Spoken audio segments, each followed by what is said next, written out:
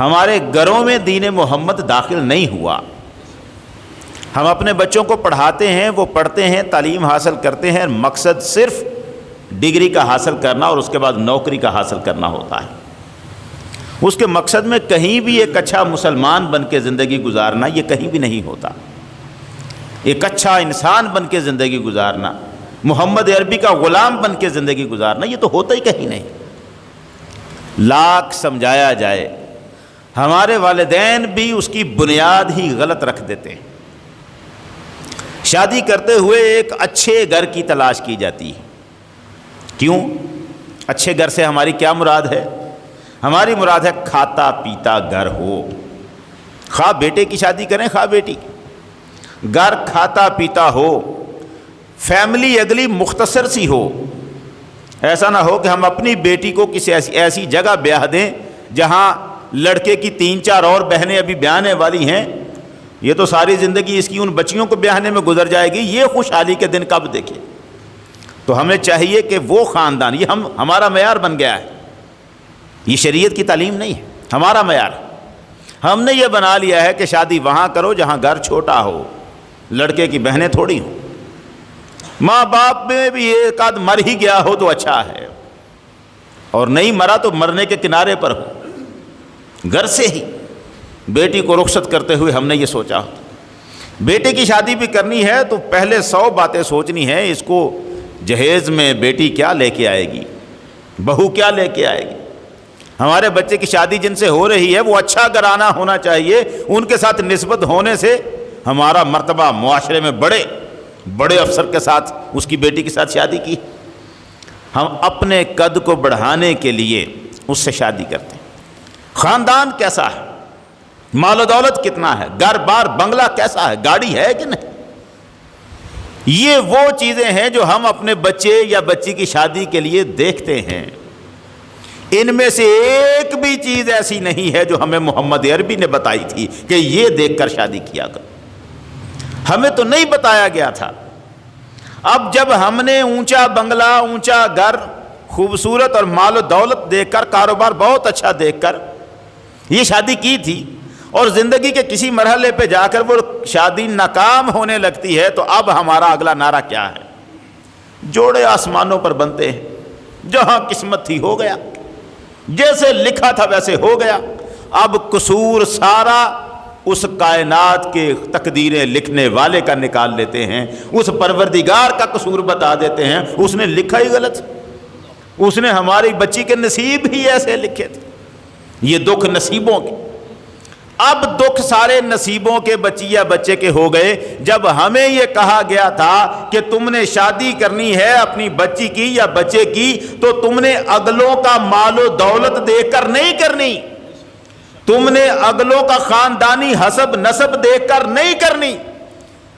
عورت کے ساتھ شادی کرنی ہے، لڑکے کی بچی کے ساتھ شادی کرنی ہے تو بیٹی کا، بہو کا حسن و جمال دیکھ کر نہیں کرنی، یہ دیکھ کر کرنی ہے کہ یہ بچی محمد عربی کی کتنی وفادار ہے، یہ دیکھ کر کرنی ہے کہ اس گھر میں مصطفیٰ کی سیرت ہے کہ نہیں ہے، یہ دیکھ کر کرنی ہے کہ اس گھر میں رہنے والے کلمہ محمدی پر عمل بھی کر رہے ہیں کہ نہیں کر رہے ہیں، یہ دیکھ کر کرنی ہے اس بچی کی سیرت کیسی ہے، اس بچے کی سیرت کیسی ہے، یہ لڑکا کردار کا کیسا ہے۔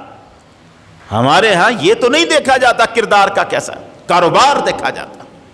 جب ہم نے بنیاد ہی غلط رکھ دی ہے تو اب کل کو جب ناکامی ہوتی ہے بچہ سمجھدار ہے یا نہیں یہ نہیں ہم نے دیکھنا، کاروبار اچھا ہے، باپ کا بھی اچھا تھا، بیٹے کا بھی اچھا، اب اس کی شادی میں یہ بات کر رہا ہوں، کئی سوچیں گے تو کیا ہم کسی اپاہج سے بیاہ دیں، کیا ہم کسی غریب آدمی سے بیاہ دیں؟ نہیں، ہرگز نہیں۔ آپ دیکھیں کاروبار بھی دیکھیں، گھر بار سب دیکھیں، مگر سب سے پہلے بچے اور بچی کا کردار دیکھیں۔ سب سے پہلی جو آپ کی ترجیح ہوگی وہ کردار ہوگی، اس کے بعد فیصلہ کریں۔ کردار اچھا ہے، حضور کی غلامی کا دم بھرتے ہیں، اللہ اور رسول کا نام لینے والے لوگ ہیں، ان کے گھر میں محمد عربی کی روشنی ہے، یہ دیکھ کر پھر سوچو کہ ہاں اب دیکھتے ہیں ان کا گھر بار ہے، یہ غریب کنگال تو نہیں ہے، یہ بعد میں دیکھو، یہ صورتحال تو بعد میں دیکھنے کی۔ ہم نے بنیاد اس کام پر رکھ دی ہے، کردار کے اوپر ہم نے نہیں رکھی. یہ ہے وہ بنیاد جو ہماری غلط. اب اس سے اگلے مرحلے پہ آئے. ہم نے اپنے لڑکے کی، نوجوان کی تربیت کیسے کی ہے؟ شادی شدہ زندگی کے لیے اسے کتنے نیک مشورے دیے ہیں، اسے ایک گھر بسانے کے لیے کیسا قابل بنایا ہے. ہم نے، باپ نے تو کبھی یہ کام نہیں کیا. یہ ساری باتیں تو وہ محلے والوں سے پوچھتا پھرتا ہے، دوستوں سے پوچھتا پھرتا ہے. اور محلے میں، دوستوں میں، چوباروں پہ، بینچوں پہ، تھڑوں پہ جتنی باتیں ہوتی ہیں وہ کیا ہوتی ہیں؟ باہر لڑکا ہمارا نکلتا ہے، اسے بتایا جاتا ہے بیوی کے نیچے نہ لگ جانا، رن مرید نہ بن جانا، مونچھ کو تاؤ دے کے رکھنا، بیوی کا غلام نہ بننا. وہ ایک بات 10 باتیں کرے، ان میں سے ایک ماننا، 9 نہ ماننا. یہ تربیت ہمارے تھڑوں پہ ہے، اور ہم اسے سمجھتے ہیں کہ گھر کا نظام قائم رکھنے کے لیے یہی تربیت ضروری. گھر آؤ، تمہاری آنکھ میں سرخی جھلک رہی، بیوی دیکھ کے ڈر جائے. یہ ڈراوے کی باتیں اسے سکھا کر اب وہ بیچارہ اپنے گھر میں جب جاتا ہے تو اسے اپنا وہ وقار قائم کرنا ہے جو اسے باہر گلی میں تھڑے پر بتایا گیا ہے. کیا کرے؟ گھر میں آ کے اگر اس کی عزت اس طرح سے نہیں ہوتی تو اسے یاد آئے گا، یار فلاں آدمی تو کہتا تھا میری بیوی بڑی اچھی ہے، میرے ہی نصیبوں میں یہ آ گئی ہے. اور ساری زندگی ہم نصیبوں کا رونا روتے رہتے. بیوی ہماری عزت نہیں کرتی، بیوی ہم سے محبت نہیں کرتی، بیوی ہمیں وہ حقوق ہمارے جو اللہ نے مقرر کیا، اللہ نے مجھے مجازی خدا بنا دیا.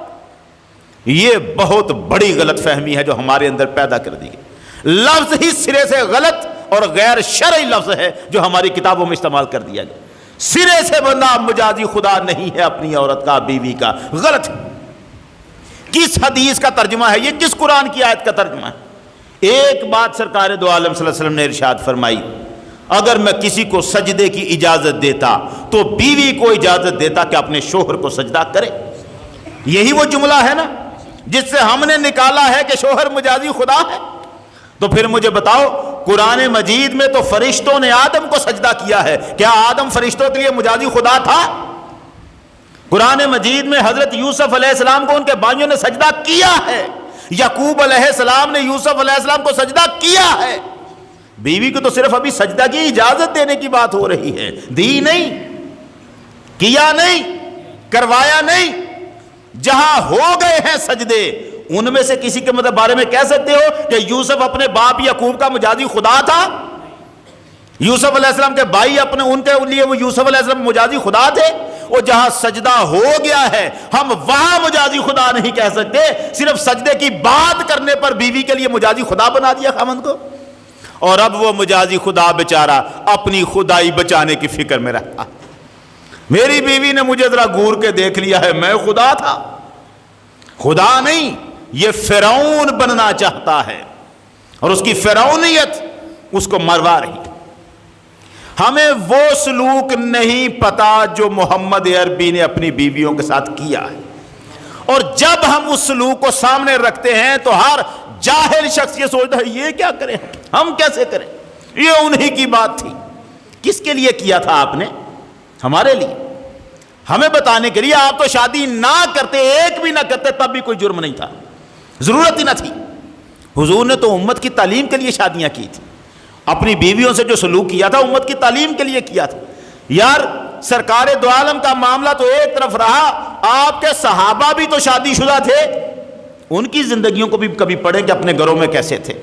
عمر فاروق کیسے تھے، حضرت علی کیسے تھے، امام حسین علیہ السلام. میں بتاؤں آپ کو امام حسین علیہ السلام کا کردار اپنی بیویوں کے ساتھ کیسا تھا. خدا کی قسم کوئی پڑھے، امام حسین نے اپنی بیوی کی شان میں شعر لکھے ہوئے، بیویوں کی شانوں میں شعر لکھے ہوئے. میں نے نہیں پڑھا کہ امام حسین نے کوئی نعت بھی لکھی ہو سرکار دو عالم کی. ان چلتے پھرتے نعت تھے سرکار کی، لیکن جب شعر کہنے پہ آئے ہیں تو امام حسین کے اشعار ہیں جو اپنی بیویوں کی شانوں میں، صفتوں میں انہوں نے لکھے. کہاں سے ہم طریقہ لے رہے ہیں، کہاں سے لے رہے ہیں؟ مولا علی کے گھر کو دیکھو ذرا، سیدہ فاطمہ تو زہرا بیٹھی ہیں وہاں. ساری زندگی میں ایک مرتبہ بھی مولا علی کا بھی کوئی گلہ سامنے آیا؟ ہم کہاں سے سبق لے رہے ہیں؟ اچھا ہم کہتے ہیں ہمیں پتہ نہیں ہے ان کے گھروں کا، تو یہی تو ہماری بدقسمتی، ہم نے کبھی یہ پتہ لینے کی کوشش نہیں کی۔ ہمارے بچے کو صرف اتنا پتہ ہے جو اس نے اپنے محلے میں اپنے جیسے دوسروں سے سیکھا ہے۔